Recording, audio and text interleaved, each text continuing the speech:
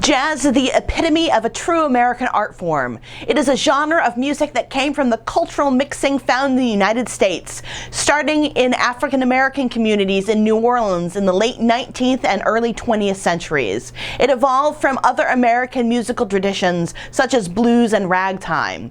The history of jazz is the timeline of the cultural relevance of this art form through a lens of popular culture. From low-down beginnings in brothels and dance houses of New Orleans to highbrow concerts at Lincoln Center, jazz has been with us through the evolution of this country, reflecting on the trends of the day. Let's briefly trace the relevance of jazz from its beginnings through the start of World War II.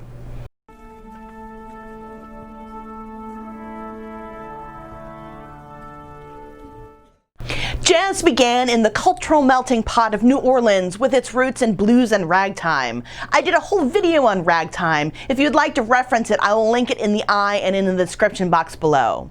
The very beginning of jazz was the interpretations of white American and European classical music entwined with African and slave folk songs and the influences of West African culture. The blues, a major component of the beginnings of jazz, came from the Deep South around 1860. The work songs, field hollers, shouts, chants, spirituals, and rhymed simple narrative ballads of the enslaved Africans evolved into the blues. It incorporated the call and response pattern, common in West African music, along with the blues scale and specific chord progressions to create the blues. Blue notes, or worried notes, usually thirds, fifths, or sevenths, flattened in pitch, are also an essential part of the sound. Let's hear an early recording of Blind Willie Johnson, vocal and guitar, and Willie B. Harris, vocal, in 1927. This traditional spiritual is very close to early blues in its use of the call and response form and the blue notes. This is Keep Your Lamp Trimmed and Burning. Happy your life, happy your life, happy your life, oh. The dawn, get worried. The dawn, get worried. The dawn, get worried. For the work is most done. Ragtime also helped the beginnings of jazz. It was mainly a piano genre where a march rhythm would be paired with a syncopated melody. It is this pairing of the strong march beat and a syncopated melody that would give jazz its swing. For a more in-depth discussion of ragtime, check out my video. Another influence on the swing of jazz came from the Afro-Cuban influences from Havana. Musicians used to take the twice-daily ferry between New Orleans and Havana, working in both towns.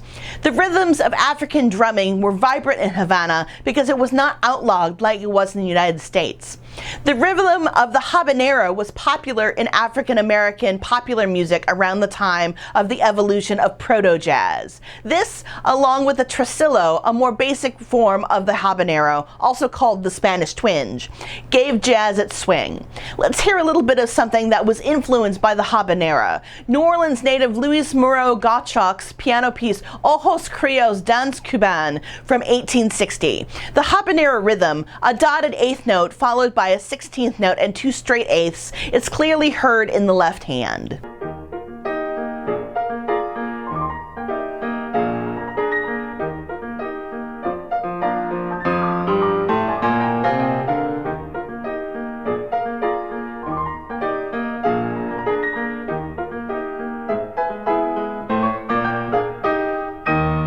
The first true style of jazz was Dixieland Jazz, heard in clubs in New Orleans. The biggest new idea in Dixieland was polyphonic improvisation. Improvisation had been part of the traditions that jazz evolved from, but in Dixieland it took center stage. A Dixieland band was made out of a front line or melody players, including a trumpet or cornet, trombone, and clarinet, and a rhythm section made out of at least two of the following instruments: guitar or banjo, banjo, string bass or tuba, piano, and drums. The leader of the band, usually the trumpet player, would play a short section of a standardly known melody, then the front line would all improvise or make up music without planning it beforehand at the same time, weaving their lines together in a pleasing whole. Dixieland jazz was complex due to the many melodic lines. The term Dixieland was first associated with the style of jazz by the all-white band, the original Dixieland Jass Band. The term became widely known after the band recorded its first disc in 1917. Let's hear some Dixieland jazz from the original Dixieland Jass Band. This is their tune, Livery Stable Blues from 1917. Listen to the improvisation of the frontline musicians and the steady backbeat from the rhythm section.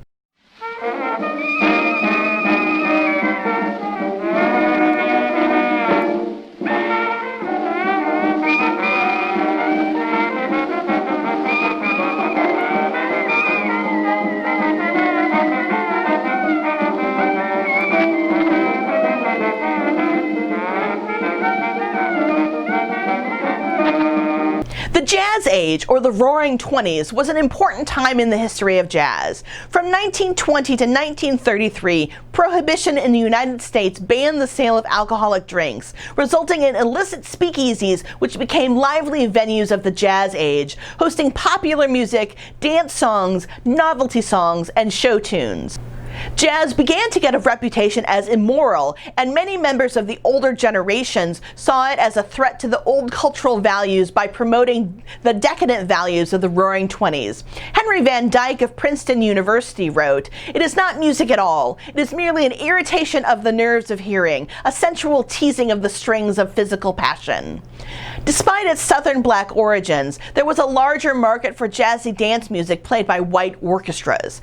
In 1918, Paul Whiteman and his orchestra became a hit in San Francisco. He signed a contract with Victor and became the top band leader of the 1920s, giving hot jazz from Chicago a white component and hiring white musicians such as Bix Bender-Becky, Jimmy Dorsey, Tommy Dorsey, Frankie Trumbauer, and Joe Venuti. In 1924, Louis Armstrong joined the Fletcher Henderson Dance Band for a year as featured soloist.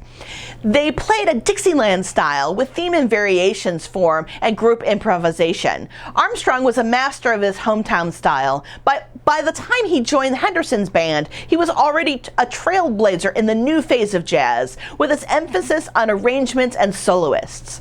Armstrong's solos went well beyond the theme and variations concept and extemporized on chords rather than melodies. According to Schuler, by comparison, the solos by Armstrong's bandmates sounded stiff, stodgy, with jerky rhythms and a gray, undistinguished tone. The 1930s brought about a flourishing of the style that Louis Armstrong pioneered, jazz that was more about arrangements for larger bands with extended solos for single instruments, sometimes improvised. Jazz at the time began to borrow from the white European tradition of classical music, leveraging tonal harmony in a way not seen before. Jazz moved from call and response, theme and variation style to song form with choruses and verses. The 1930s belonged to big swing bands. These bands would have multiple of each type of instrument, like 3 trumpets, 3 trombones, 4 saxophones, and multiple clarinets. Due to the size of the band, they started to be called jazz orchestras, and musicians started writing arrangements of tunes in a more symphonic style. Many famous soloists at the time became band leaders in their own right. Key figures in developing the big jazz band included band leaders and arrangers Count Basie, Cab Calloway, Jimmy and Tommy Dorsey, Duke Ellington, Benny Goodman, Fletcher Henderson, Earl Hines, Harry James, Jimmy Looseford, Glenn Miller, and Artie Shaw. Duke Ellington was one of the biggest names in this jazz orchestra soundscape. He abandoned the conventions of swing and focused more on European musical ideas such as harmony, form, and orchestral sounds. He wrote and arranged many hits for his band, whose popularity spanned America and Europe. To emphasize his move beyond the perimeters of jazz, Ellington called his music American music. Let's listen to a tune from Duke Ellington now. In a Sentimental Mood was a hit from 1935, and this example is a 1935 recording of the tune with Ellington's orchestra. Listen to how the sax opens up with the tune, the trumpets back it. It then blossoms into jazz chords with the whole orchestra. That's Duke Ellington at the piano.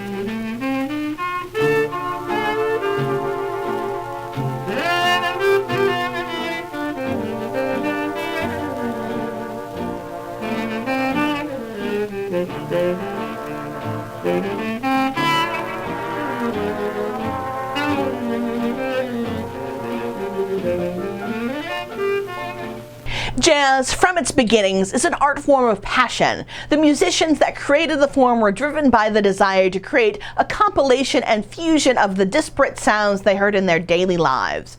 Musicians took elements from the African diaspora and fused them into American band music and European classical music. Thus, jazz was born. Its development and evolution trace the culture of the United States through the 20th century. We are not at the present day yet. There is much more to talk about. The conclusion of the brief history of jazz will be coming out in my next video. Please like and subscribe to continue the journey. The bibliography for this video can be found on my website, dominiqueroyam.com, and I've linked it below. Also below is a link to my Patreon, where you can support the making of these videos. If you like this video, give it a thumbs up and comment down below. Let me know what you'd like to learn about next. Thanks so much and see you in my next video.